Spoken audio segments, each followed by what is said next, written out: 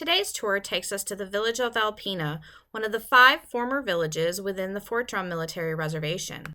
Alpina is located at the mouth of Mud Lake, which constitutes the lower portion of Lake Bonaparte in the town of Diana, Lewis County, New York. It was first settled here in 1828 by Joseph Bonaparte, the beloved older brother of Napoleon, the ex-king of Naples and Sicily, and later king of Spain, who came to the Americas for refuge and to speculate on land. He purchased these lands in northern New York from James Leray de Chameau. In 1828, he built a road and a large commanding house with an excellent view of Lake Bonaparte called the Hermitage. Then, on the outlet of the lake at the present village of Alpina, the Count of Sevier, Joseph Bonaparte, cleared some 30 acres and a framed house was erected with ice houses, cellars, outhouses, and other conveniences with an intent to make this his summer residence. Just a few years later, Bonaparte sold the house in Alpina to John Lafarge, who in turn sold the house to Bernard, a Swiss investor, in 1844. Bernard returned to Switzerland to find purchasers to settle upon his lands. While traveling upon the Lake Neufchâtel, he met Philippe Souchard, the owner of the steamboat that he was on. They struck up a conversation, and Souchard became very interested in the chances of speculation which his tract afforded, especially when he learned that iron ores occurred in the region and that the forests were full and abundant. Philippe Souchard was a fascinating historical figure. He first came to America to study steamboat travel, returned to Switzerland, and established successful businesses on the first steamboats on lakes across Switzerland. He came again to America in 1845 after blindly selecting the area of Alpina to take up a business on, sight unseen. There he left his company manager, Charles Louis Favre, who afterwards returned to Switzerland and became active in politics. The business there at Alpina for the first iron forges, was successful for 5 years. But Philip is perhaps best known for being the world-renowned Swiss chocolatier. After transferring ownership throughout the years, the mills eventually are owned by Zebulon Howell Benton, the husband of Caroline Bonaparte Benton, daughter of Joseph Bonaparte and his American mistress, Annette Savage. Benton was responsible for the construction of the sawmill, but most histories concur that he may have never actually saw it ran. But this was ran by subsequent owners into the 1890s. Colonel Zebulon Howell Benton, as he was known, was described as notorious, romantic, picturesque, and a conspicuous figure. Colonel Benton owned mines in New York on Rossi, Clifton, Jayville, and Alpina, as well as having financial interests in several railroad ventures like the Carthage Adirondack Railroad. Benton married a local celebrity that newspapers titled the American Princess.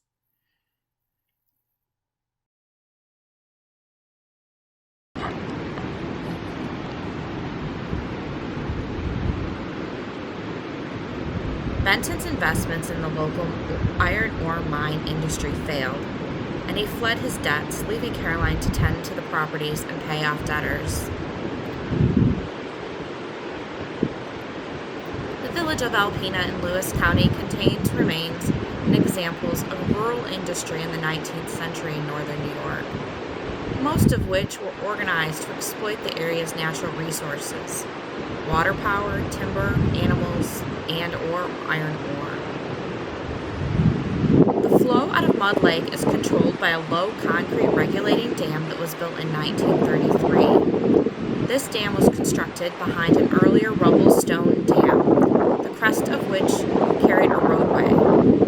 Today, the iron furnace at Alpina is mainly collapsed, but some of the inner walls may be exposed. These inner walls are lined with fire brick bearing the inscription Hall & Sons No. 1, Perth Amboy, New Jersey. You may be able to see the unique triangular arch formed by cut stone fissures or some of the iron tie rods inserted into the walls to support them against the expansion and contraction experienced during blasting. The stone foundation and footings directly below the spillway are the remains of the sawmill. Both the sawmill and the furnace were powered by the same source. It's believed that the gates were mounted on the spillway of the stone dam, which would have controlled the flow of water through a wooden sluice carried on stone pedestals to the stone-lined channels, which functioned as pits for power wheels, water wheels, and through the pits to be discharged into Bonaparte Creek.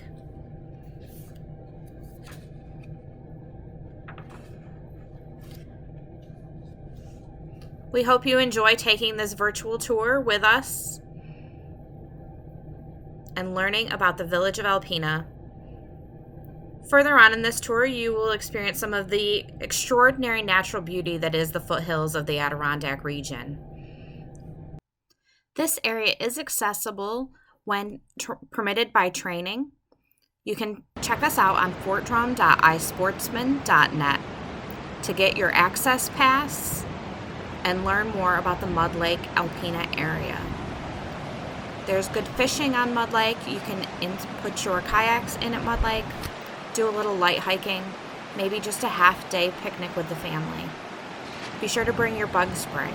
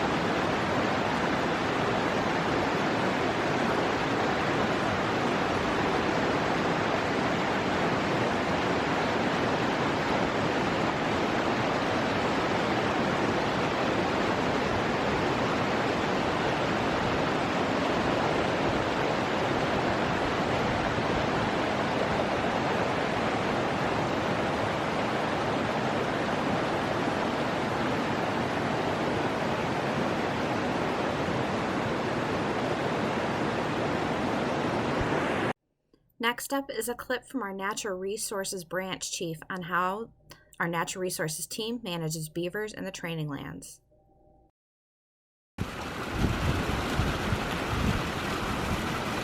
On Fort Drum, with over 100 miles of streams and rivers, 20,000 acres of wetlands, and then you throw on top of that 150 miles worth of roads and trails. It's a never-ending battle to deal with beaver impacts to our training roads and trails and ranges. What you're looking at here is what they call a beaver leveler. So when this tank trail was rebuilt in 2005,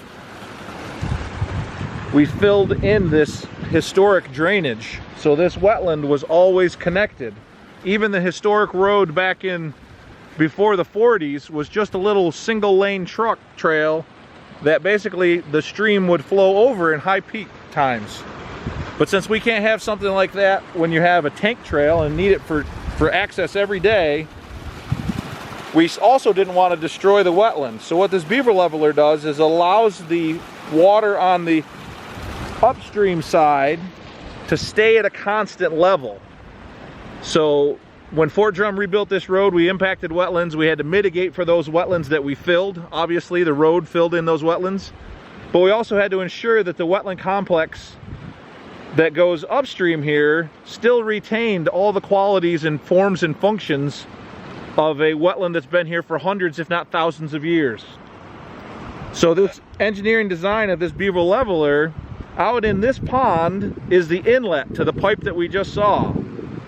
And it's way out there in a pond, probably 20, 30 feet out, so that when the water pours down it, the beaver never hears it. Because if a beaver hears a leak in his dam, or he hears the flow through a culvert, then he goes and he finds it and he plugs it up. So this technique, or this beaver leveler, allows the water to flow naturally, keeps the wetland system in a pristine condition, and also stymies that smart beaver who would love to fill it up and flood that even more.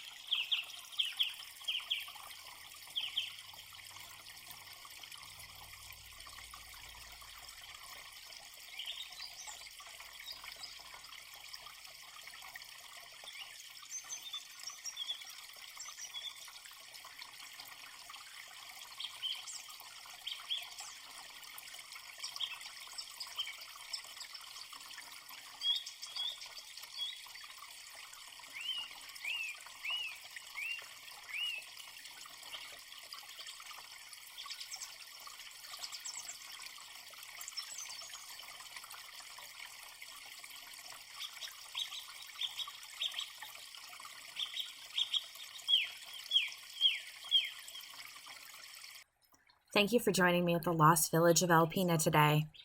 Until we can all take the walk together again, stay safe, my friends.